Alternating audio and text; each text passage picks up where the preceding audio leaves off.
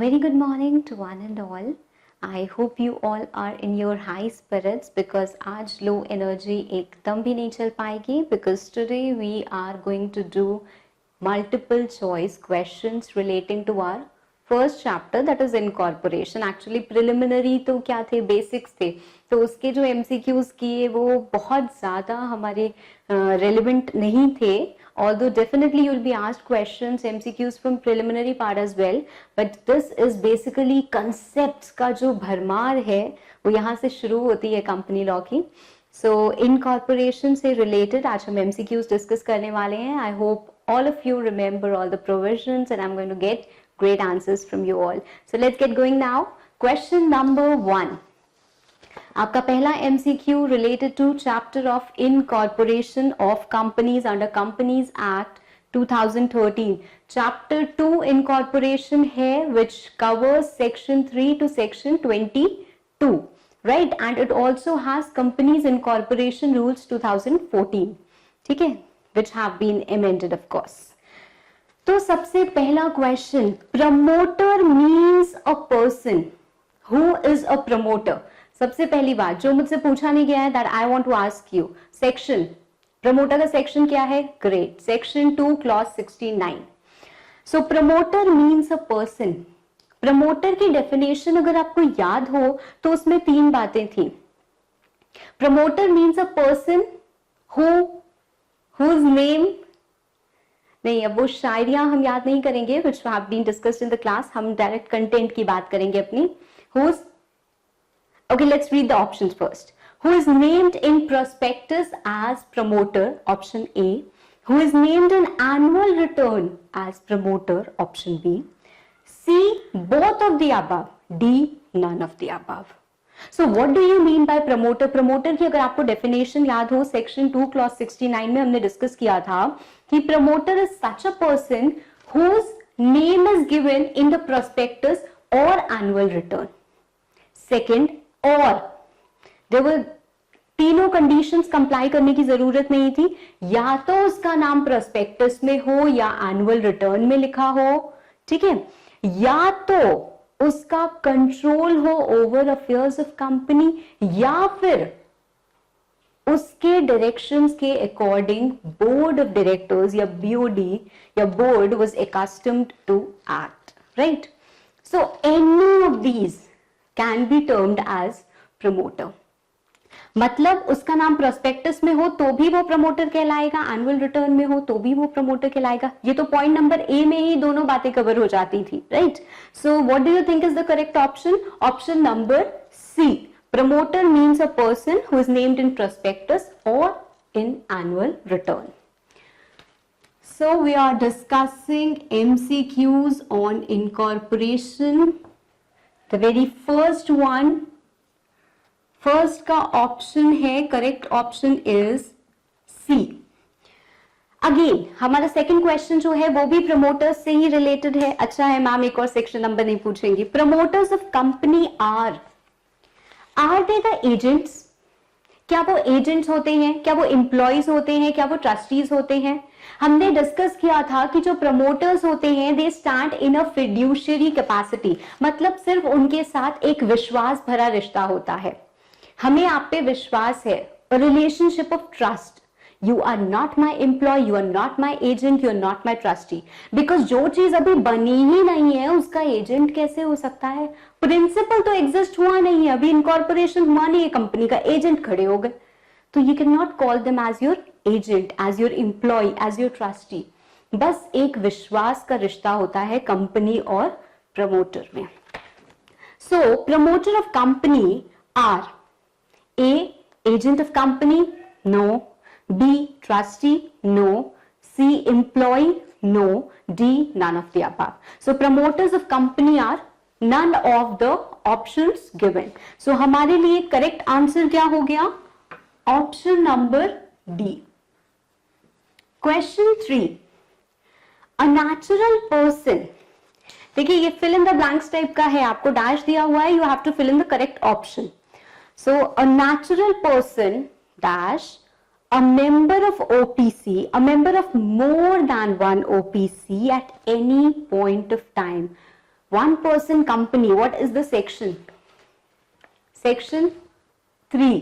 Section 3 में हमने देखा था फॉर्मेशन ऑफ अ कंपनी. उसी में हमने ये भी पढ़ा था कि अगर हम 1 पर्सन कंपनी फॉर्म कर रहे हैं तो हमें उसके लिए एक नॉमिनी बनाना होता है, etcetera etcetera, right? So a natural person dash a member of more than one OPC at any point of time and the said person dash a nominee of more than one OPC. अभी तो ma'am कुछ समझ में ही नहीं आया ये क्या dash dash करके आप बोल रहे हो. तो हम जरा ऑप्शंस को पुट करके देखते हैं whether our statement is generating a meaning or not. पहला option, a natural person shall not be a member of more than one OPC at any point of time. किसी को ऐसा कुछ याद आ रहा है? Yes. OPC के लिए हमने देखा था कि आप supposedly I'm शिवांगी, तो I can be a member of one OPC and at the same time I can be a nominee of another OPC. I cannot be a member of two OPCs. I cannot be a nominee of two OPCs. Right? मैं एक OPC की बस member हो सकती हूँ और एक OPC की बस नॉमिनी हो सकती हूँ at a point of time. ऐसा हो सकता है कि मेरी एक ओपीसी रही, उसको मैंने बंद कर दिया, फिर मैंने दूसरी खोल ली, तो मैं 2 ओपीसी की मेंबर रही हूं. But at any given point of time you can not, right? सो ये लाइन तो हमें ठीक लग रही है. And the said person shall not be a nominee of more than one OPC. देखिए जो हमारे ऑप्शंस गिवन है, shall not be, may be, may not be, right? May be, आप बहुत जगह पढ़ रहे हो. Shall not be, shall be, shall क्या होता है? Must. This must happen, this shall happen, this shall not be, this must not happen. अगर आप ये कर रहे हो then you are contravening the provisions of Companies Act. मे कर सकते हो, कर नहीं भी सकते हो, at your wish, at your discretion, you may do this, you shall not do this. So are you understanding the difference between shall and may? ठीक है, हम ये डिस्कस करेंगे इंटरप्रिटेशन में, तो अभी के लिए ये shall और may वाला डिस्कशन यहीं पे रोक देते हैं and we'll keep it for our later reference. पर हमारे लिए क्या जरूरी है? क्या ऐसा हो सकता है या ऐसा हो ही नहीं सकता है? सो हमने ये देखा है कि कंपनीज एक्ट में क्लियरली ये लिखा हुआ है that this shall not happen. You cannot be a member of more than one OPC. So your correct option cannot be maybe, shall not be maybe, shall not be. कहीं में भी आ ही नहीं सकता है, क्योंकि ये दोनों बातें बहुत क्लियरली लॉ बताता है कि आप एक ही के मेंबर और एक ही के नॉमिनी हो सकते हो. So your correct option to question number 3 is option number A. Question 4. The term resident in India. देखिए ओपीसी से जुड़ा हुआ एक टर्म था resident. OPC, who can incorporate a 1 person company, a natural person, a citizen of India and a resident in India. ये तीनों conditions जब fulfil होती हैं तब आप एक 1 पर्सन कंपनी को इनकॉर्पोरेट कर सकते हो. आपको नेचुरल पर्सन पता है, आपको सिटीजन पता है, अंडर सिटीजनशिप क्या होता है, रेसिडेंट कौन होता है. बिकॉज रेसिडेंट इन इंडिया हर एक्ट में अलग अलग तरीके से क्लासिफाइड है. जैसे if you talk about income tax act then you have a different meaning of resident, of non resident, of क्या कहते हैं उसका क्या है, अलग मीनिंग है. यहाँ पे in Companies Act it has a different meaning. या फिर मैं ये बोलूं कि कंपनीज इनकॉर्पोरेशन रूल्स जो हैं उसके रूल नंबर 3 के सब रूल के एक्सप्लेनेशन में आपको रेसिडेंट की का मतलब मिलता है. और उसका मतलब क्या है? What do you mean by resident? देखिए एक कंफ्यूजन होता है यहाँ पे. I absolutely have no issues with the question out here, क्योंकि मुझे पता है अगर ये क्वेश्चन आएगा तो आप लोग बड़ी आसानी से इसका आंसर दे दोगे, because everyone out here knows 182 days. Ma'am मेरे पूछने से पहले आप मुझे प्रॉम्प्ट कर रहे हो आंसर की 182 डेज है, but 182 days of what?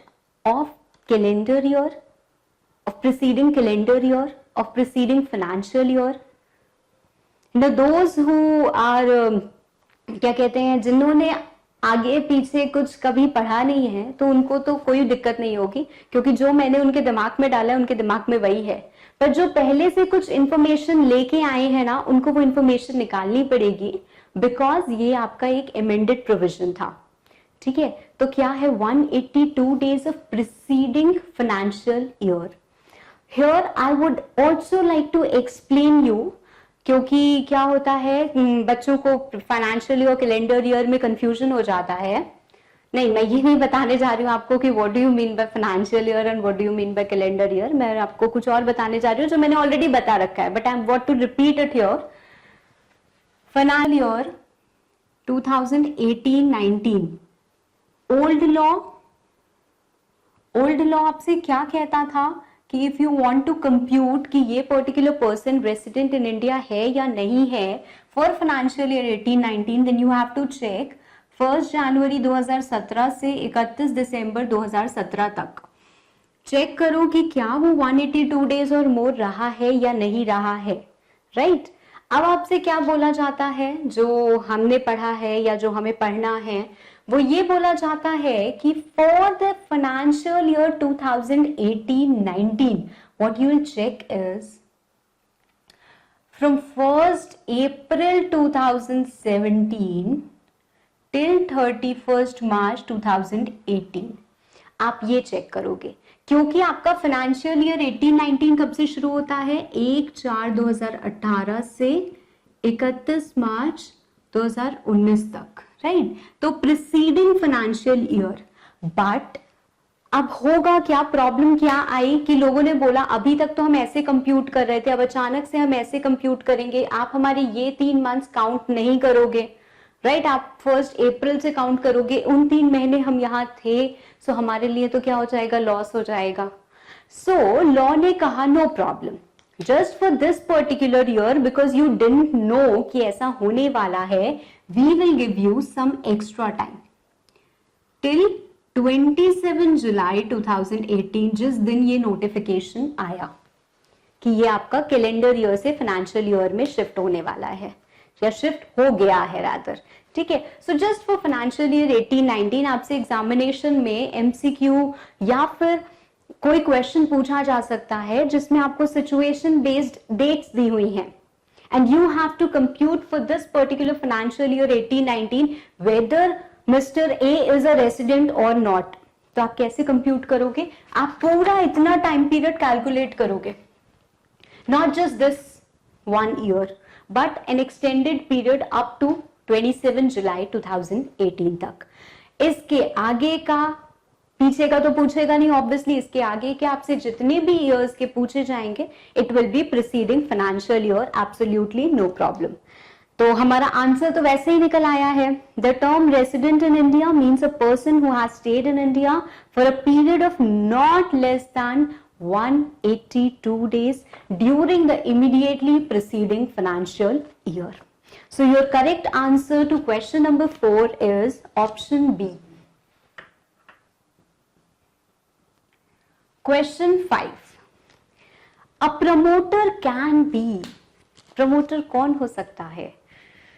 I don't think this needs a discussion. An individual. So a promoter can be an individual. Firm, association of persons नहीं होता, all of the above obviously नहीं. So a promoter can be an individual. Option number question number 5 का option A. Question number 6. An OPC shall cease to be entitled to continue as OPC if its paid up share capital exceeds. हम कब तक एक private company को 1% company की तरह रख सकते हैं? हमने 1% company is also a form of private company only, but different उसका ट्रीटमेंट होता है, डिफरेंट उसके रूल्स होते हैं. सो 1% कंपनी क्या रहती है, उसको क्यों बनाया गया है? ताकि हम छोटे छोटे इन्वेस्टर्स को प्रमोट कर सके, उनको ये कॉर्पोरेट स्टेटस प्रोवाइड कर सके. छोटे लोगों, छोटे मतलब who have invested less money, who are doing less amount of business, उनका जो क्वांटम ऑफ बिजनेस है वो कम है, उनका टर्नओवर कम है, it is manageable by one person, right? तो वो लिमिट क्या है? Of turnover as well as of share capital, दोनों आपसे पूछा गया है. If it's paid up share capital exceeds इतना और it's average annual turnover during relevant period exceeds इतना, तो आपको दोनों लिमिट बतानी है. Is it 10 crore and 100 crore? Is it 50 lakhs and 10 crores? Is it 10 crores and 50 crores, or is it 50 lakhs and 2 crores? Now don't go by my smile, आप answer दो. Yes, of course. So option B, it is 50 lakhs and 2 crores. Nothing conceptual, you need to learn this. Question number 6 का option है B. Question 7. A person shall be eligible to incorporate one person company, again section 3, only if he must be a natural person, he must be an Indian citizen. So पहला option तो correct है. B क्या है? Indian citizen and resident in India, ये भी correct है. तीसरा क्या है? नेचुरल पर्सन एंड रेसिडेंट, ये भी करेक्ट है. पर उसे तीनों होना चाहिए. इट इज नॉट और a citizen of India or a natural person or a resident. No, and a natural person and a citizen and a resident. So your correct option comes out to be option number D, a natural person and an Indian citizen and resident in India. So question number 7 का correct answer कौन सा है? Option D. Question 8. Which of the following statement is correct? कौन सी statement correct है? Certificate of incorporation does not mean all objects of company are legal. How many of you remember section 7? Section 7 was about incorporation of company. Section 7 का subsection 7 याद है? उसमें क्या लिखा हुआ था कि certificate of incorporation is not a conclusive evidence. अगर ऐसा होता है कि पता चले कि आपने जो इंफॉर्मेशन सबमिट की थी eight the time of incorporation was incorrect या कुछ फॉल्स की थी, तो क्या कर सकती है? एनसीएलटी आपको ऑर्डर दे सकती है कि आप अपनी कंपनी वाइंड अप कर दो, बंद कर दो. सो जरूरी नहीं है कि एक बार कंपनी इनकॉर्पोरेट हो गई, सर्टिफिकेट ऑफ इनकॉर्पोरेशन आ गया तो कंपनी कैसे भी इनकॉर्पोरेट हुई हो आपकी कंपनी ठीक है. ऐसा बिल्कुल भी नहीं है. अगर आपने इनकरेक्ट पर्टिकुलर्स फर्निश कर दिए और आपकी कंपनी इनकॉर्पोरेट हो गई, you get that certificate of incorporation. Even after that you can get the orders of finding up. आपकी कंपनी बंद हो सकती है. ठीक है, तो इसका मतलब ये नहीं है कि कोई भी आपने इलीगल ऑब्जेक्ट डाल दिया है, ठीक है, और गलती से कंपनी इनकॉर्पोरेट हो गई तो वो आपका इलीगल ऑब्जेक्ट जो है वो लीगल बन जाएगा. No, it does not mean. Illegal ही रहेगा भले ही वो पास हो गया हो तो भी. So the first statement is correct for sure. Second statement, certificate of incorporation is not conclusive evidence. That is true. बच्चों को बहुत मिसकंसेप्शन होता है that ma'am certificate of incorporation is a conclusive evidence. No my dear, it is not. ठीक है, क्योंकि आपके वो फाइनल बाइंडिंग नहीं. अभी मैंने जैसे बोला कि इलीगल ऑब्जेक्ट है तो क्या होगा? वो इलीगल ही रहेगा. इसका मतलब ये नहीं है कि एकदम फिर कंक्लूड कर दो कि नहीं हमारी कंपनी तो ठीक ही है. No. So second option is also correct. तो ए को टिक करें या बी को टिक करें? तो देखो हमें सी ऑप्शन क्या दे रहा है? Both of the above. Perfect. None of the above? No, we don't need that because our first two statements are correct. So we'll go for option C, both of the above. Question 8, option C. You have question 9, you have question 10. I hope it is visible to all of you. किसी को कोई confusion हो तो do let me know. The central government can revoke license granted to section 8 company if central government के पास अधिकार होता है. Section 8 company कौन सी होती है? The companies with charitable objects. तो कंपनी उनको लाइसेंस देती है, पहले वो अप्लाई करते हैं सेंट्रल गवर्नमेंट के पास. कंपनी लाइसेंस नहीं देती, गवर्नमेंट लाइसेंस देती है यार. तो सेंट्रल गवर्नमेंट को पहले अप्लाई करते हैं, उनसे लाइसेंस ऑब्टेन करते हैं, then they incorporate a company. पर उनका ये लाइसेंस छिन भी सकता है। Under what circumstances? Let's see what are the options first. If it contravenes any terms and conditions of license, yes. If they contravene any terms and conditions of license, of course their license can be revoked by central government. If the affairs of company are conducted with fraudulent, objective or prejudicial to public interest, of course that is also true. यही दोनों तो condition थी कि अगर आप उनके licence के terms को कॉन्ट्रवीन करोगे या फिर आपके जो अफेयर्स हैं you are conducting it with fraudulent objective, you are not following the objects, तो क्या होगा? आपका लाइसेंस उस कंडीशन में छिन सकता है। Now before revocation central government gives you an opportunity of being heard, it gives you a written notice, ठीक है, और उसके बाद आपका होता है सेंट्रल गवर्नमेंट आपका लाइसेंस रिवोक कर लेता है और आपको ऑर्डर देता है। या तो आपको ऑर्डर दे सकता है कि आप कन्वर्ट कर लो अपनी कंपनी इनटू प्राइवेट कंपनी, ठीक है, या पब्लिक कंपनी, आप अपना स्टेटस चेंज कर लो, या यू कैन वाइंड अप, या आप एमालगमेट कर सकते हो with some other section 8 company, तो कोई भी ऑर्डर आपको दे सकता है, ठीक है। बट इन ग्राउंड्स पे, इन दोनों ग्राउंड्स पे, ईदर दिस और दिस, आपकी कंपनी का लाइसेंस रिवोक हो सकता है, सेंट्रल गवर्नमेंट कर सकती है।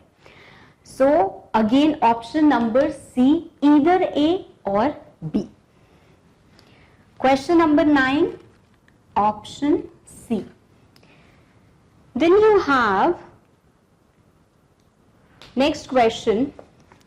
नेक्स्ट क्वेश्चन आपका क्या है? Which of the following form shall be filed when nominee gives consent in case of OPC. हमने देखा था when we were discussing about formation of company section 3 में, तो we discussed कि while incorporating one person company के nominee को हमें consent देनी होती है and that consent is given in form INC 3, right? तो उसको फिर हम furnish करते हैं with the registrar, ठीक है, at the time of incorporation, कि हमने consent obtain कर ली and this is the consent, वो हमें साथ में अटैच करनी होती है, right? So the form that is shall be filed when nominee gives consent is form INC 3, option C. Please keep marking the answers with me.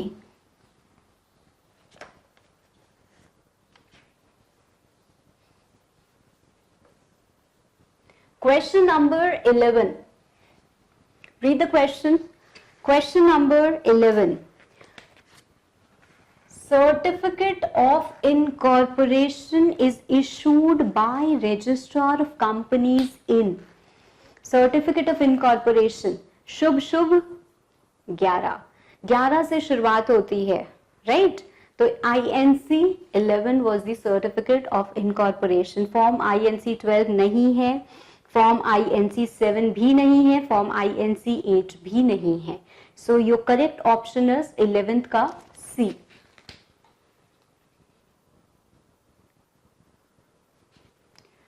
OPC can't get itself converted voluntarily into any other kind of company. देखो, OPC के case में हमने दो तरीके के conversion पढ़े थे, एक वॉलंटरी और एक कंपलसरी। कंपलसरी कन्वर्जन तो है कि अगर सिर पे पड़ गया तो करना ही है, सेंट्रल गवर्नमेंट ने हमको बोल दिया कि हमें कन्वर्ट करना है तो हमें करना ही है, हमारी लिमिट एक्सीड कर गई है तो अब हमारे पास कोई ऑप्शन नहीं है, ठीक है। तो 2 करोड़ से ज्यादा हमारा टर्नओवर है, हमें करना ही करना है। पर voluntarily we want to convert our company into a private company supposedly, then when we have formed the company at least इतना time period expire हो चुका होना चाहिए, उसके बाद ही हम अपनी मर्जी से willingly we can convert our company। कितना time period? You don't have to see the options. आप क्वेश्चन पढ़ो, आंसर बताओ, आंसर चेक करो कौन सा ऑप्शन है। This is how you have to attempt your answers. अगर आप सोचोगे ना let me check the options, हाँ ये लग रहा है, this is definitely not going to work. Your answers should be on your tips. आपने क्वेश्चन पढ़ा, आपको आंसर पता होना चाहिए. You have to check. बस आपको ये चेक करना है कि मेरा ऑप्शन कौन से. बहुत बार हाँ ऐसा होता है कि हमने ऑप्शन तो निकाल लिया पर वो ऑप्शन हम ढूंढ रहे हैं मैम ABCD कहीं निकला ही नहीं. सो ऐसी प्रिपरेशन नहीं करनी है. सो हमारा करेक्ट आंसर क्या है? 2 years. And what is the option that contains 2 years? Option A. I repeat, question number 12. I hope आप मुझे ध्यान से सुन रहे हो. क्वेश्चन नंबर 12 का option A. Question number 13. Which of the following form shall be filed when there is a change in nominee? अच्छा, change in nominee हो या चेंज इन मेंबरशिप हो, फॉर्म एक ही फाइल होता है अगर आपको याद हो. Which is the form? INC4. Perfect. So INC1 नहीं है, INC2 नहीं है, INC3 नहीं है, it is INC4. Question number 13 का D. Question 14. Question 14. To convert Section 8 company into a company of any other kind as per the rules of companies rules 2014. अच्छा, एक confusion मैं आप लोगों का दूर कर दूं because some student came up to me and asked कि मैम कंपनीज इनकॉर्पोरेशन रूल्स आप बोलते हो 2014 है बट रूल्स में तो अमेंडमेंट आया है, वो रूल्स 2018 है. देखो, अमेंडमेंट तो एक्ट में भी आया है, काफी टाइम हो गया. अमेंडमेंट एक्ट आई 2017, तो क्या हम बोलते हैं companies act 2017? That act, amendment act it wasn't an act. सबसे पहली बात, it was amendment act. It is not a rule, it is an amendment rule. Amendment act आती है to amend the provisions of an existing act. ठीक है. Amendment rules आते हैं to amend the rules of an existing rule. अगर एक नया rule आएगा, जैसे कंपनीज एक्ट 1956 हुआ करती थी, इस एक्ट को हटा के एक नई एक्ट आई है कंपनीज एक्ट 2013. ठीक है, पर इसमें अगर अमेंडमेंट आ रहे हैं तो these are all amendment acts. ठीक है, तो these are all amendment rules. आपके लिए रूल्स अभी भी कौन से हैं? Companies incorporation rules 2014. सो इसके अकॉर्डिंग अगर आपको सेक्शन 8 कंपनी को कन्वर्ट करना है तो आप कैसे करेंगे? किसको आप एप्लीकेशन दोगे? ROC को दोगे, रीजनल डायरेक्टर को दोगे, सेंट्रल गवर्नमेंट को दोगे या chief secretary of state? RD, regional director. Question number 14, option B. Question 15. At the time of incorporation of a company, a declaration is given by. कौन कौन डिक्लेरेशन देता है? Subscribers of MOA, AOA and the first directors, right? सब देते हैं declaration. Declaration is given in form INC 9. कुछ याद है? तो ये डिक्लेरेशन कौन देता है? तीनों पार्टीज देते हैं, A, B, C. So correct option कौन सा हो गया? Option number D, that is 15 का डी.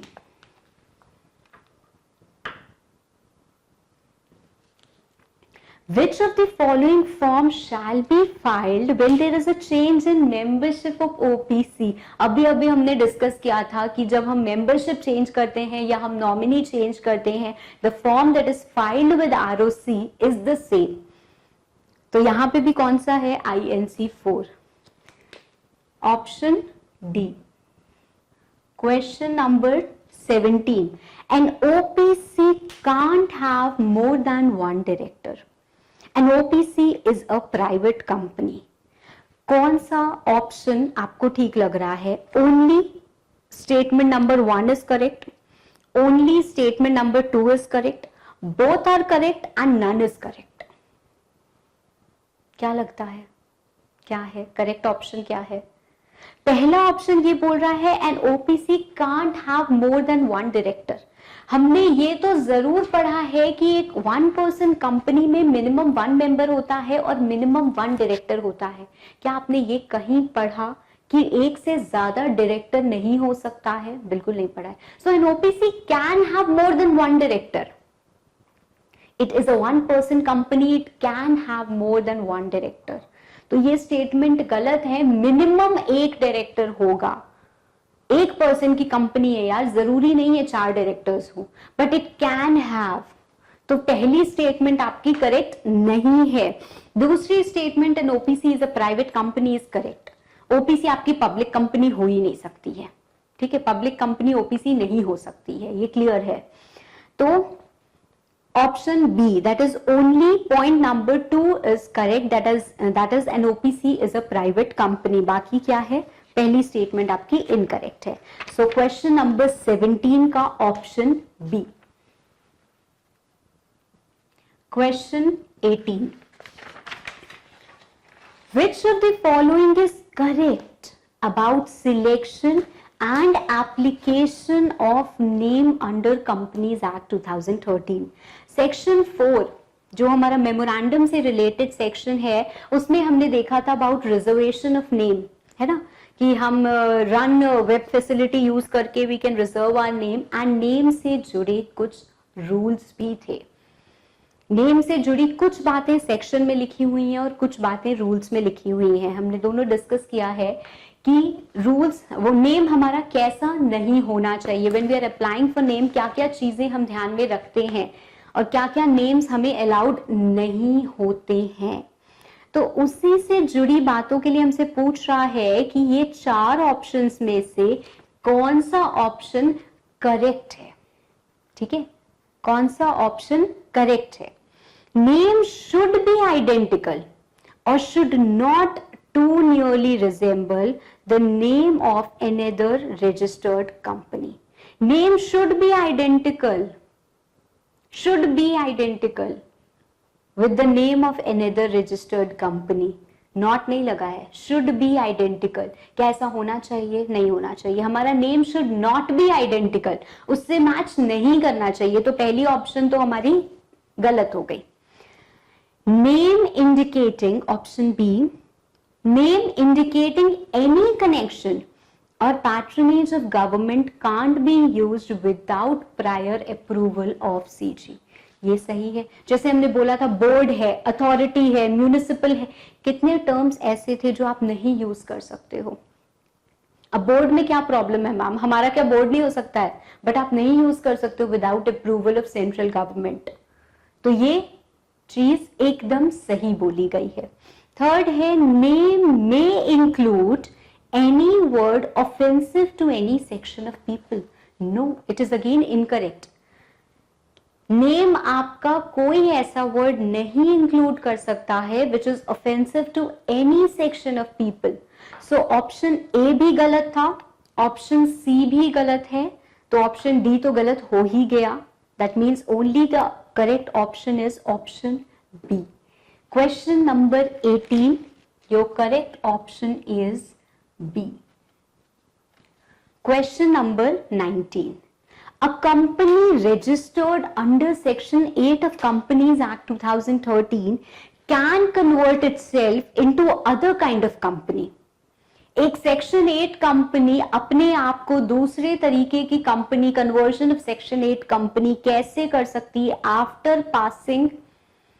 क्या वो ऑर्डिनरी रेजोल्यूशन पास करती है जनरल मीटिंग में या वो स्पेशल रेजोल्यूशन पास करती है? Ordinary resolution 51% majority, special resolution 75% majority,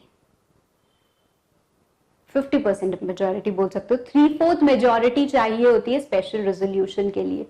तो एक सेक्शन 8 कंपनी कैसे कन्वर्ट हो सकती है? By passing special resolution. और एक बात आपसे और पूछ रहा है, and filing application in INC 18। INC 18। सो जरा देखते हैं ये ऑप्शन हमें किस में मिल रहा है। Option A is ordinary resolution, no. Option B is again ordinary resolution, no. C is special resolution but form is INC 17 which will not go with us. Option D, special resolution and the form that is filed is INC 18. So your correct answer to question number 19 is D. And question 20. Where an OPC ceases to be entitled to continue as OPC, मतलब मान लीजिए हमारी limit बढ़ गई, ठीक है, हमने turnover कुछ ज्यादा कर लिया तो हमारी लिमिट बढ़ गई. So now we cease to be, I can not continue as 1% company, I must convert 1% company into either a private company और a public company, right. So within, अच्छा आधा आंसर तो मैंने आपको ऐसे ही दे दिया. With in how many months, कितने time period के अंदर आपको कन्वर्ट करना होता है, किस में कन्वर्ट करना होता है. Can you convert 1% company only into a private company और only into a public company? No. आप प्राइवेट कंपनी या पब्लिक कंपनी दोनों में कन्वर्ट करते हो. कंपनीज एक्ट आपकी एलएलपी या पार्टनरशिप को कोई शेयर नहीं दे रही है, वो इसमें कवर ही नहीं होता है. सो ये सिर्फ आपको मिसलीड करने के लिए पॉइंट्स दिए रहते हैं, ठीक है. सो इसमें कोई कंफ्यूजन मत लाना. मैम ओपीसी ऐसे भी तो बन सकते हैं. बंद कर दो कंपनी यार, कौन बोल रहा है? पार्टनरशिप फर्म खोल लो, किसने मना किया है? पर अगर आप कंपनीज एक्ट की बात कर रहे हो तो कंपनीज एक्ट के प्रोविजंस की बात करोगे ना. कंपनीज एक्ट आपको थोड़ी ना बोलेगी कि आप पार्टनरशिप फर्म बना लो. आपको कंपनी वाइंड अप करनी है, आप वाइंड अप करो और उसके बाद आप पार्टनरशिप फर्म बना लो, ठीक है. सो कितने टाइम पीरियड के अंदर? With in 6 months. 6 महीने का टाइम पीरियड मिलता है. 6 महीने के अंदर अंदर आपको कन्वर्ट कर लेना होता है अपनी 1% कंपनी को into either a private company और a public company. So question number 20, correct option is C. Question 21. The capital clause of memorandum shall state, section 4 memorandum of association has how many clauses? Okay, name clause, object clause, capital clause, association clause, subscription clause, जो मर्जी है बोल दो. और क्या? Nominee clause, nomination clause. Nomination clause is only in case of 1% company, because वहां पे हम नॉमिनी लिखते हैं उस क्लॉज में, ठीक है. So the capital clause of memorandum shall state, memorandum के capital clause में क्या होता है? Amount of authorized share capital, the number of shares, nominal value of each shares. My dear, ये तीनों होता है. The number of shares, the nominal value and the authorized share capital, उसका total amount. So all of these is there in capital clause of memorandum. Point number D. Question 22. On revocation of license of Section 8 company, जब Section 8 company का licence रिवोकेट हो जाता है तो central government क्या direct कर सकती है? अभी थोड़ी देर पहले हमने डिस्कस किया था, जो हमने क्वेश्चन डिस्कस किया था अबाउट रिवोकेशन ऑफ लाइसेंस. तो सेंट्रल गवर्नमेंट बोल सकती है कि या तो आप अपना स्टेटस चेंज कर दो and you change your name, that means either you add private limited or limited, ठीक है, या आप वाइंड अप कर दो कंपनी को अगर उसको लगता है it is necessary in public interest, या फिर अमालगमेट कर दो. सो अगर हम अपने मल्टीपल चॉइस क्वेश्चन नंबर 22 के ऑप्शंस को देखें, ए है to convert it status, B है टू वाइंड अप, सी है to amalgamate. So central government या तो ए या तो बी या तो सी, कोई भी ऑर्डर आपको दे सकती है जो सेंट्रल गवर्नमेंट को ठीक लगता है, as the central government may deem fit. Okay, so any order can be passed. So either A और बी और C. Question number 22, option is D. Correct option is D. Question 23. अच्छा, अगर एक normal company, एक private company है, वो अपने articles को अमेंड करना चाहे तो वो कर सकती है by passing special resolution, unless name change की हम बात करें, मेमोरेंडम क्लॉज के नेम चेंज की बात करें तो जाने दीजिए, और हर एक का अपना अपना प्रोसीजर है. पर एक section 8 company can not alter its memorandum और articles without the approval of state government, directors, NCLT और central government.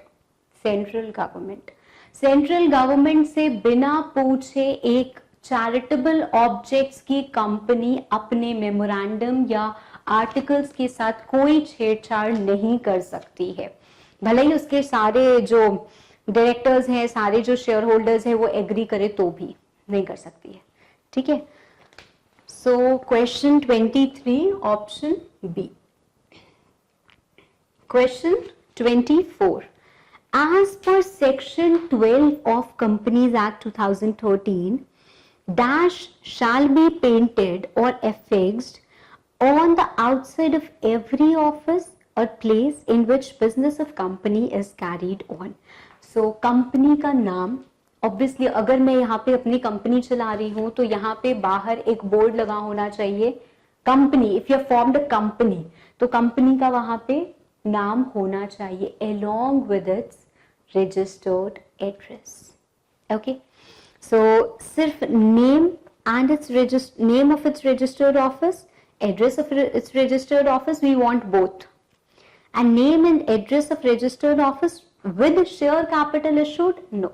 Share capital is not required to be affixed on board. क्या कभी देखा है किसी कंपनी ने बाहर बोर्ड लगाया हो ABC private limited, share capital 5 crore, देखा है कभी ऐसा?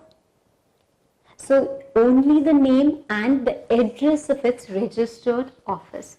आपने कहीं पे भी बोर्ड देखा होगा तो you should have seen and you must have seen, और अगर नहीं देखा है तो जाके देखिएगा कि आपको एड्रेस जरूर मिलेगा, because it is the guidelines that have been issued. Question 24, option is C. Correct option is C. Question 25. The memorandum of OPC, that is memorandum of one person company, shall state the name of any other person who shall become the member of one person company in case of dash of the subscriber to memorandum.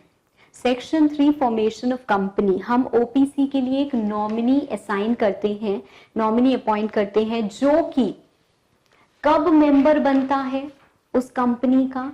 जब जो original member है, that means जो subscriber to memorandum है, उसकी या तो death हो जाती है या वो इनकैपेबल हो जाता है, राइट?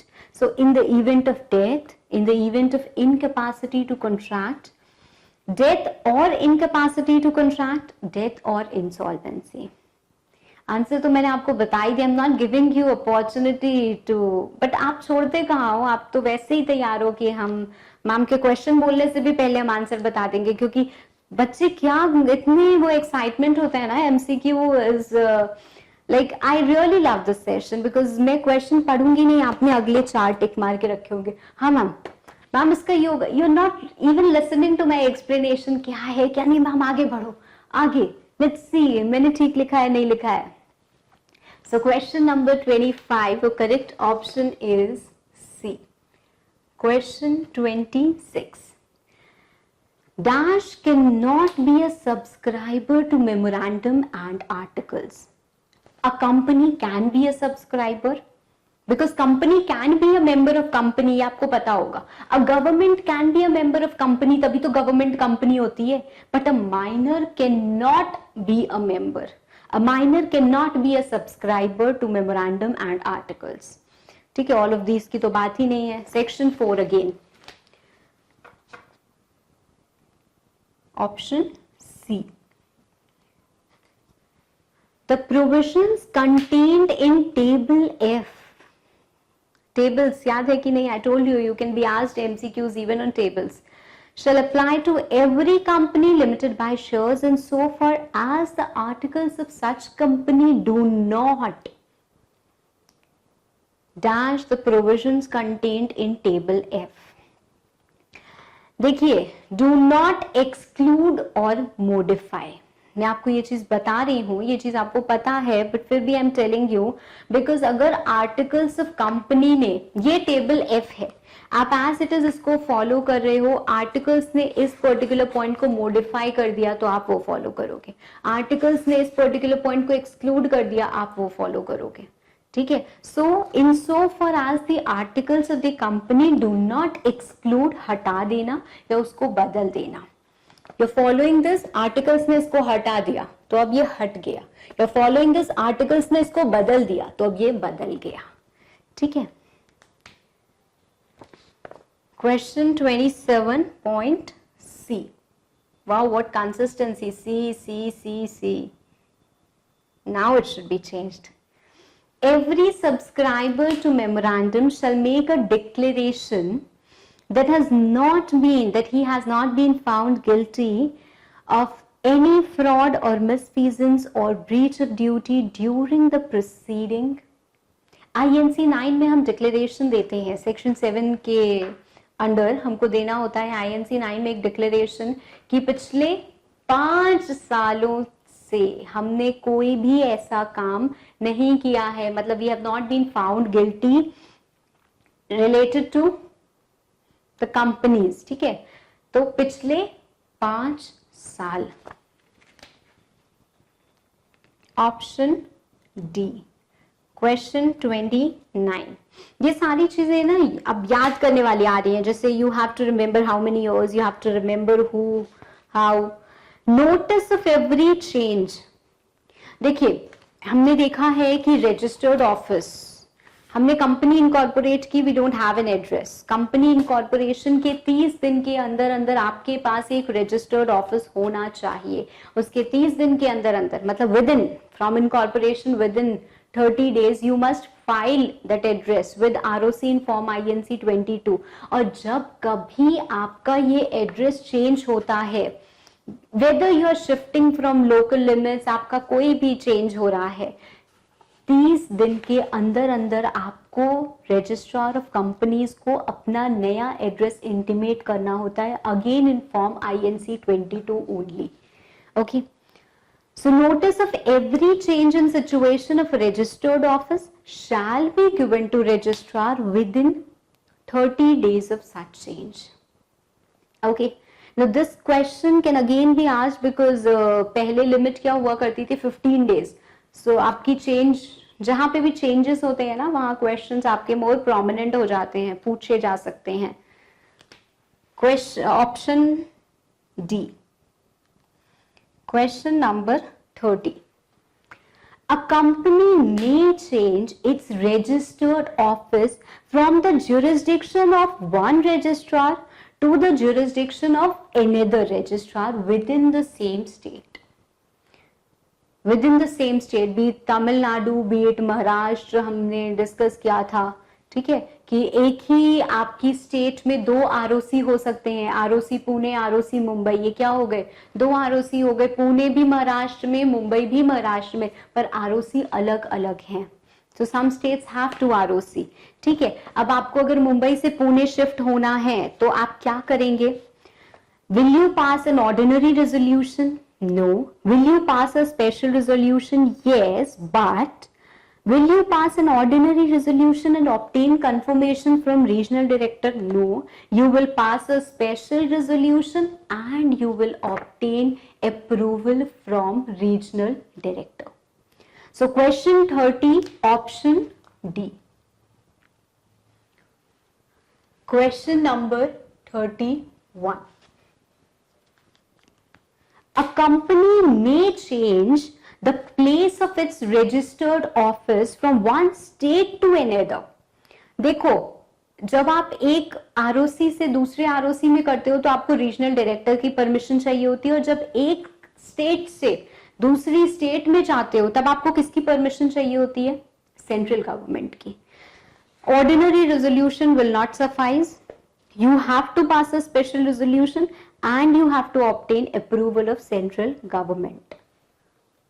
Yes or no? कोई कंफ्यूजन? सेक्शन 12, सेक्शन 13 यही है। So question number 31, option D. ये प्रोसीजर आपका बहुत लंबा है बच्चे, we can not discuss the whole procedure once again. A firm may become a member of। अच्छा एक बात बताइए, जो पार्टनरशिप फर्म है, अगर हम in the eyes of law बात करें तो is it a legal person? No, it is not a legal person in the eyes of law. एक पार्टनरशिप फर्म एक कंपनी का मेंबर नहीं हो सकता है। हाँ, एक कंपनी में एक पार्टनरशिप फर्म के शेयर्स हो सकते हैं if these shares are hold in the individual names of partners, but partnership firm के नाम से आप कंपनी में शेयर्स नहीं रख सकते हो। So you can not, a partnership firm can not become a member of a company. पर एक एक्सेप्शन है, अगर आपको याद हो तो। एक ऐसी कंपनी है, एक तरीके की ऐसी कंपनी है जिसका मेंबर एक फर्म हो सकता है। Let's see, a firm may become a member of a private company, a public company, both A and B, or a company licensed under section 8. So ये जो आपकी सेक्शन 8 की कंपनी है, that is company with charitable objects, ये allow करती है कि firm मेरी कंपनी का मेंबर हो सकता है। Okay, so question number 32, option is again D. देखो सी डी कुछ ज्यादा नहीं हो रहा है। Alteration in situation clause of memorandum takes place where? देखो सिचुएशन क्लॉज मैंने आपको बताया हुआ है, सिचुएशन क्लॉज जो होता है उसमें हम सिर्फ क्या लिखते हैं, ROC Pune Maharashtra, that's it. So अगर आप पुणे में यहां से वहां जा रहे हो कोई फर्क नहीं पड़ता, अगर आप आरओसी पुणे में एक शहर से दूसरे शहर भी जा रहे हो तो भी कोई फर्क नहीं पड़ता आपके सिचुएशन क्लॉज को। आपका सिचुएशन क्लॉज कब बदलेगा? When your ROC will change, when your state will change. If your city changes doesn't matter, if you are within the same city your address changes doesn't matter. So पहला option, registered office is shifted within the local limits of the city. B, registered office is shifted from one city to another within the same ROC, within the same jurisdiction. C is registered office is shifted from one state to another, and D is all of these. So when it is shifted from one state to another, then only your situation clause changes, क्योंकि आप situation clause में क्या लिखते हो, सिर्फ और सिर्फ state, right? सिर्फ और सिर्फ आप क्या लिखते हो कि इस state में हमारा जो क्या है रजिस्टर्ड ऑफिस है वो सिचुएटेड, हमारी जो कंपनी है वो सिचुएटेड है, ठीक है। सो क्वेश्चन नंबर 33 का option C. Question 34. Acts ultra vires the directors or articles. Doctrine of ultra vires. I told you कि एक्ट जो आपकी मेमोरेंडम के बाहर होती हैं वो तो कभी रैटिफाई हो ही नहीं सकती है, पर अगर आपके आर्टिकल्स के बाहर की कोई एक्ट हो गई तो it can be ratified by the members, it may be accepted by the members. If you remember, अगर आपने लव मैरिज कर ली तो it can be accepted by your family, right? पर अगर आपने सेकेंड मैरिज कर ली तो it can not be accepted because that is something that law doesn't permit, right? तो acts ultra vires the directors or articles are void? No. They cannot be valid by estoppel or ratification? No. Both A and B? No. It may be ratified by the members. So question number 34 का option D. Question 35. In case of a private company, the provisions of entrenchment may be made at the time of formation of the company or by an amendment of articles. Entrenchment provisions कि आप इसको, entrenchment क्या होता है? This cannot be changed so easily. ठीक है, इसको आप इतने आराम से नहीं बदल सकते, you cannot change it. ठीक है, ऐसे कुछ प्रोविजंस आप डाल सकते हो अपने आर्टिकल्स में कि आर्टिकल का ये रूल इतने आराम से नहीं बदला जा सकता, इट नीड्स फर्दर अप्रूवल्स या इसके फर्दर प्रोसीजर होंगे। तो ये काम आप जब कंपनी फॉर्म होती है तब भी कर सकते हैं, and even any subsequent time bye amending the articles with the consent of all your members. So not just by passing special resolution नहीं हो सकता है, you have to obtain the consent of all your members. You don't need approval of central government. You don't दोनों में आपका वही लिखा हुआ है, आपको सिर्फ क्या चाहिए, अपने सारे members की consent चाहिए, ठीक है। So question number 35 का option A special resolution no, ये सेक्शन 5 में हमने जब आर्टिकल्स डिस्कस किया था, at that time we discussed it. Option B with the consent of all members, that is the correct option. 36. A company may alter its objects by. Company कैसे अपने objects को alter कर सकती है? Simply by passing a special resolution. जो स्पेशल चीजें हैं, मेनली आपको अगर अपना सिचुएशन क्लॉज बदलना है तो उसके लिए बहुत लंबी सी लिस्ट है, नेम क्लॉज के लिए बहुत लंबी सी लिस्ट है, rest all the clauses just by passing a special resolution. ठीक है.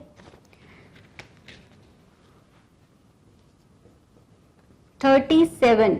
Conversion of a public company into a private company. देखो, जब आपको प्राइवेट कंपनी को पब्लिक कंपनी में कन्वर्ट करना है तो आपको कुछ ज्यादा नहीं करना है. You just have to remove the restrictions और आपको सारे स्टैट्यूटरी मिनिमम से कंप्लाई करना है एंड स्पेशल रेजोल्यूशन पास कर देना है. पर जब आप क्या कर रहे हो, पब्लिक कंपनी से प्राइवेट कंपनी बनने जा रहे हो, eight that time you need approval of tribunal. ठीक है. सो आपको एक स्पेशल रेजोल्यूशन तो पास करना ही करना है, साथ साथ आपको ट्रिब्यूनल का अप्रूवल भी चाहिए. So conversion of public company into private company requires a special resolution. Yes, of course it requires a special resolution. Approval of central government, no, but it also requires approval of tribunal. So आपका correct answer क्या है question number 37 का? Option C.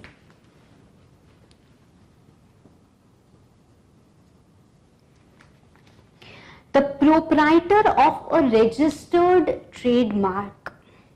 देखिए, जो हमने पढ़ा था section 16 rectification of name, remember उसमें क्या था कि रजिस्टर्ड ट्रेडमार्क दो ऑप्शंस रहते हैं, या तो आपका नाम इज आइडेंटिकल और nearly to nearly resembles to already registered company, पहला option.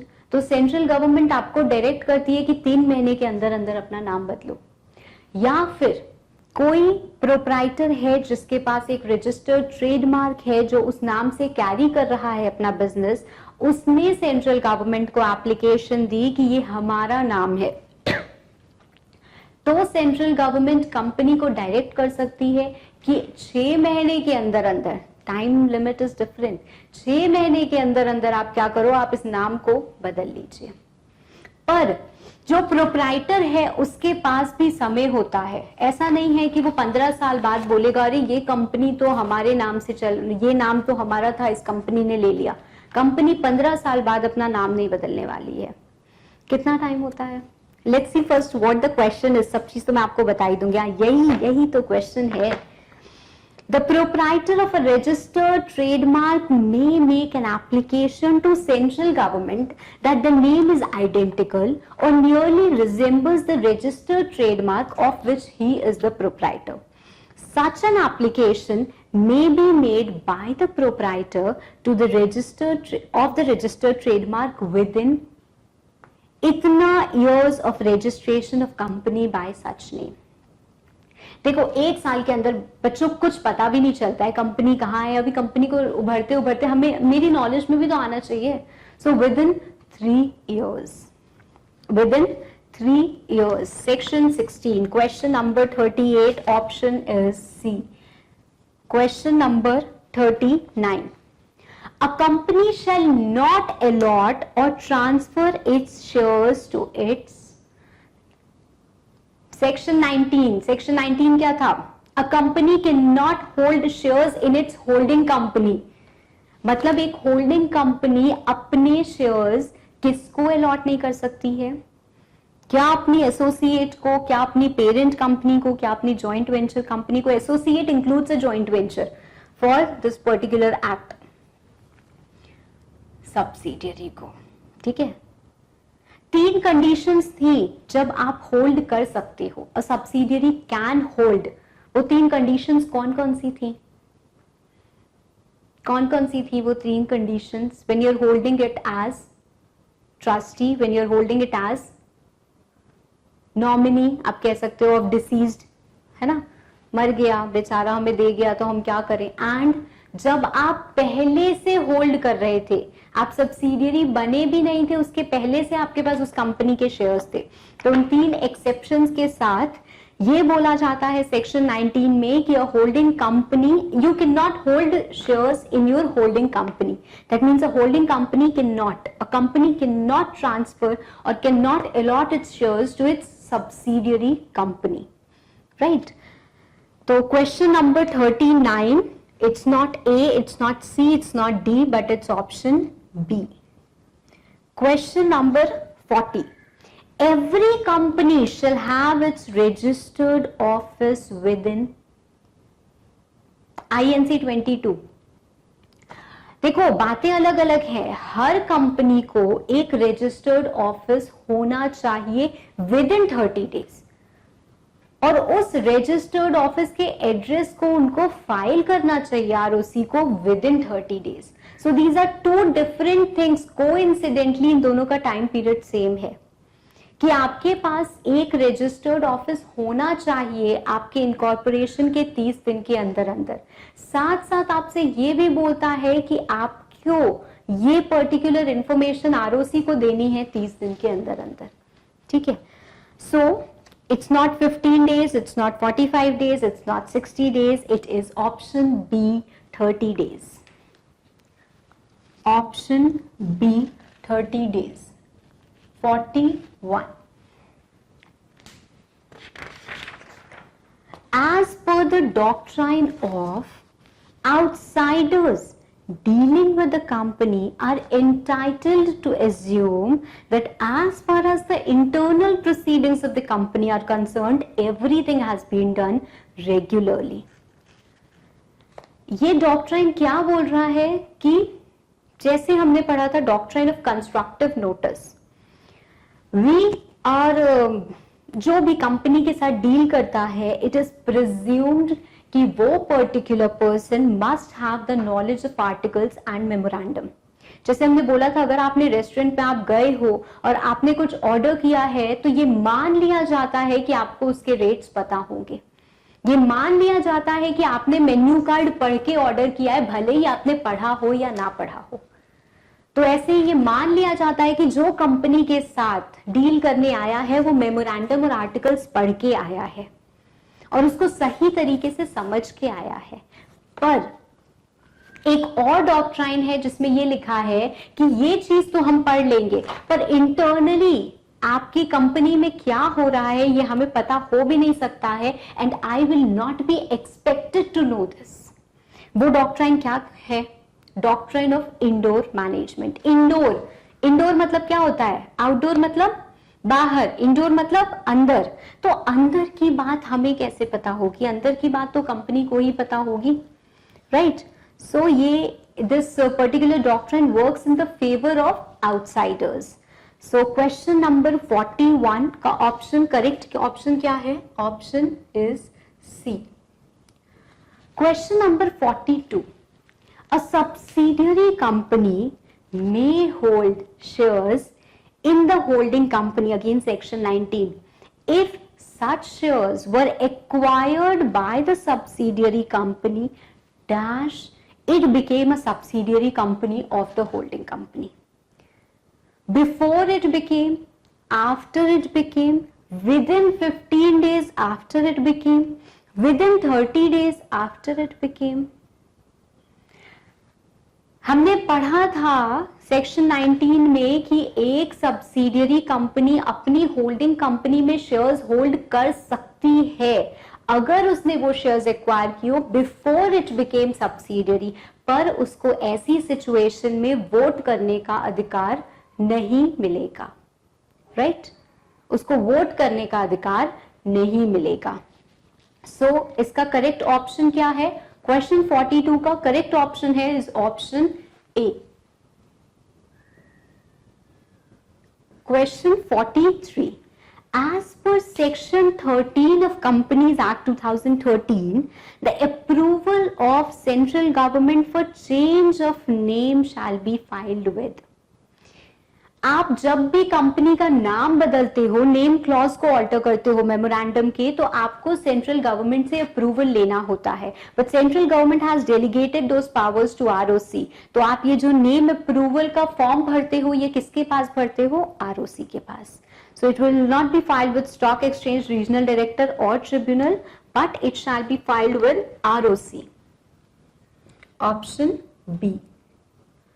Question number 44. Again, as per section 13 of Companies Act 2013, name of company can be changed by shareholders at any time. पर अभी आपने ऊपर देखा कि आपको central government का approval चाहिए, तो बिना सेंट्रल गवर्नमेंट के अप्रूवल के आप अपनी कंपनी का नाम नहीं बदल सकते हो, और साथ साथ आपको स्पेशल रेजोल्यूशन तो पास करना ही होगा। अभी हम रेजोल्यूशंस के बारे में पढ़ेंगे, when special resolution, when normal ordinary resolution. ठीक है, तो अभी क्या है? स्पेशल रेजोल्यूशन पास करना है, getting approval of central government. ये ऑप्शन किसमें दिया हुआ है? पॉइंट नंबर बी में। सो क्वेश्चन 44 का correct option is again B. Question number 45. If a company by chance gets registered with a name which is identical or closely resembles the name of an existing company, मैंने आपको बताया था rectification of name section 16 में दो चीजें होती हैं, या तो एक एग्जिस्टिंग कंपनी से आपका नाम मिलता जुलता हो, या एक रजिस्टर्ड ट्रेडमार्क से आपका नाम मिलता जुलता हो, राइट? अगर एग्जिस्टिंग कंपनी की बात होती है तो सेंट्रल गवर्नमेंट डायरेक्ट करती है कंपनी को कि आप अपना नाम बदलो। कितने समय के अंदर अंदर? 3 months। और अगर रजिस्टर्ड ट्रेडमार्क होता है तो आप अपना नाम बदलो कितने समय के अंदर अंदर? 6 months। ओके, सो विद इन 3 months। यहाँ पे 6 months दिया ही नहीं है, सोचिए आपके लिए कितना अच्छा ऑप्शन है, वरना 6 और 3 में ही बच्चे कंफ्यूज होते हैं, एंड फॉर कंफ्यूजन ही हटा दिया। 1 month, 2 months, 3 months reasonable time. सो 45 का सी। On receipt of an application from the proprietor, अब जस्ट मैंने आपको ना ये पूरा सेक्शन डिस्कस कर लिया, सेक्शन 16, तो वैसे भी अब आपके पास कुछ बचा नहीं है। अगला क्वेश्चन आपका जो है ना, वही क्वेश्चन है कि अगर proprietor of registered trademark application देता है तो सेंट्रल गवर्नमेंट क्या बोलती है, कितने टाइम पीरियड के अंदर अंदर बदलो नाम? 6 months। So it is not 1, 2 or 3 months, it is 6 months. Section 16 again. Question number 47. As per Rule 29 of Companies Incorporation Rules 2014, change in name is not allowed. जब आपने ऑल्टरेशन पढ़ा था तो उसके साथ साथ आपने ये रूल पढ़ा था कि चेंज कब डिसअलाउ हो जाता है, या कब आप नहीं चेंज कर सकते हो कंपनी का नाम, अगर आपने अपनी एनुअल रिटर्न्स फाइल नहीं की हो, अगर आपने अपना डिबेंचर नहीं पे किया हो टाइमली, या उसका इंटरेस्ट नहीं पे किया हो टाइमली, या आपने फाइलिंग में अगर डिफॉल्ट की हो, राइट? तो यहाँ पे ऑप्शन सारे दिए हुए हैं। If you have not filed your annual returns or financial statements, if you have defaulted in filing of document with ROC, if you have defaulted in repayment of due deposit or debenture or interest thereon, so all of the above. 47 का D, 48, 49, 50. No, you have more. 48.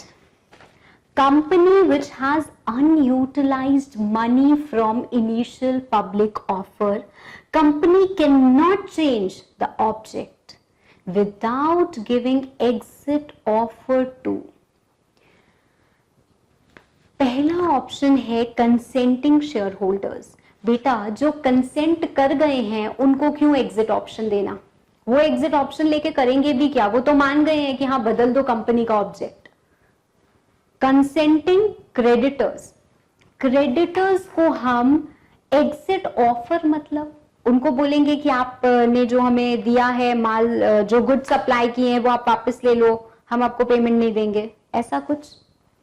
Doesn't sound good. Dissenting share holders, the share holders who don't agree, जो कि मना कर रहे हैं। आप मना कर रहे हो, आपसे हमने पैसा लिया बोल के कि कंपनी इस ऑब्जेक्ट में लगाएगी, कंपनी ने वो पैसा उस ऑब्जेक्ट में नहीं लगाया, उससे पहले ऑब्जेक्ट ही बदल दिया। तो जिन लोगों ने उस ऑब्जेक्ट में लगाने के लिए पैसा दिया था, उनको हम बोल सकते हैं कि you have the option, you can take back your money, you have the option of exit offer only to the dissenting shareholders, right? So question number 48, option is C. Question 49, the doctrine of ultra wires was first applied in the case law Ashbury railway carriage versus which? अब इसमें क्या था, object clause में लिखा था कुछ चीजें, और ये क्या करने चाह रहे थे, फाइनेंसिंग ऑफ रेलवे लाइन। तो फाइनेंस आपके जनरल कॉन्ट्रैक्टर्स में नहीं आ सकता, it was outside the object clause, outside the memorandum, and this doctrine of ultra wires. Even if it is subsequently ratified by all the shareholders of the company, then also it will be outside your purview of. Question number 49, option A. Question 50. It is not obligatory for which companies to have their own articles of association. हमने देखा है कि हर company को अपना articles of association बनाना जरूरी होता है, और वो at the time of incorporation आपको आरओसी के साथ फाइल करना होता है। But for public company which is limited by shares, there is an exception कि आप वही अडॉप्ट कर सकते हो, you don't have to have your own articles. So it is only for public company limited by shares. Question 51. Any alteration to articles of association shall not be. क्या आप अपने articles में कोई ऐसा अमेंडमेंट ला सकते हो which is against Companies Act? No. Which is illegal? No. Which is against public policy? No. So all of the above, right? All of the above. Your alteration to articles of association shall not be any of these. ठीक है? All of the above. Which doctrine is an exception to doctrine of constructive notice? Doctrine of constructive notice आपको बोलता है कि you must know about the company, but doctrine of indoor management tells you that you need not know about internal affairs of the company. So ये आपके क्या होते हैं, opposite में चलते हैं, या एक्सेप्शन आप इसको बोल सकते हो. Question number 52, option A. Question 53, notice of change in registered office should be filed in. I told you जब हम अपना registered office का एड्रेस देते हैं तो भी हम INC 22 में देते हैं, और जब कभी हमारा वो registered office बदलता है तो भी हम इंटीमेट करते हैं INC 22 में ही within 30 days. So INC 22. 54. In case of shifting of registered office from one state to another, किसका अप्रूवल चाहिए होता है, सेंट्रल गवर्नमेंट का. सो सेंट्रल गवर्नमेंट को हम एप्लीकेशन देते हैं किसमें, INC 23 में, with details of creditors, debenture holders with names, addresses and amounts. ये जो लिस्ट होती है, it is accompanied by an affidavit signed by, who signs it, a company secretary and 2 directors, that the list is correct and true to the best of their knowledge. Okay, so option D. 55. Model forms of articles कौन से schedule में लिखे हुए हैं, schedule 1 to companies act 2013. It's not schedule 2, 3 और 4, it is schedule 1. अब सारी ना हम याद करने वाली जनरली बातें आपसे डिस्कस कर रहे हैं. As per companies act 2013, dash is model form of articles for company limited by guarantee and having share capital. कौन सा था, table TFGHIG,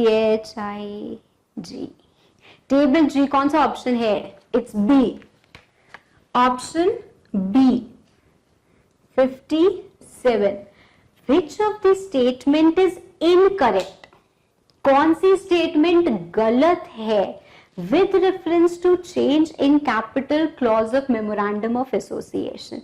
It can be altered if there is provision in articles of association. True. Authorized capital can be increased by any amount as company thinks fit. True. Both of the above, none of the above. So none of the above.